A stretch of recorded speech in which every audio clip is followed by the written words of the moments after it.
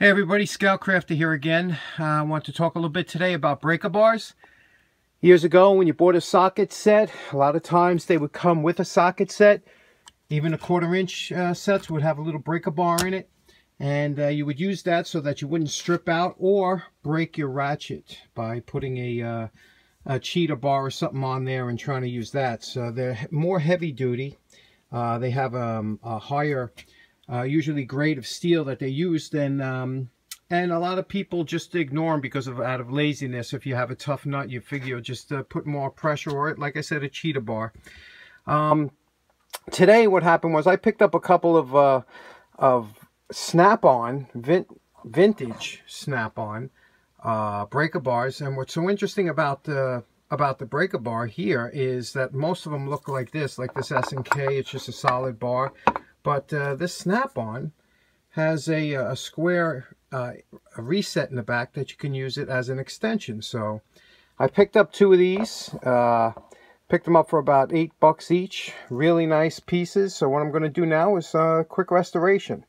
So we're going to take it over to the brass brush and see what we can do. Okay, now basically the problem with these, with the chrome from years ago like this, they would suffer from something called garage grunge, which from being in the cold or whatever, they would get this dull kind of patina on there, and it's not too attractive. So what we're going to do is we got the brass brush on here. We're going to give it a quick going over. Then we're going to, it's a 2-step, and then we're going to go over and put a little polish on it. So let's see what this does, just to give an example of how quick this will come off. If we just rub it here, just gently back and forth, again, not to take off any of the chromium, and you can see right away that comes back to a nice finish. So we're going to do the whole wrench, and then we'll go over the polish. Okay, we just finished off the brass brush, and you could see that the finishes, they both look identical, and this one is quite a bit fancier now, or better shine to it. So now what we're going to do is we're going to take it over real quick, give it a quick buffing, and see what that comes out like. Okay, you've probably seen on my other videos, first thing we're going to do is we're going to take the emery cake, and we're going to load up the wheel. Then we're going to touch the gently. We're going to take the breaker bar to it and see what it does. I'll give you a quick example of what it's going to look like. We load up the wheel, and then we're going to gently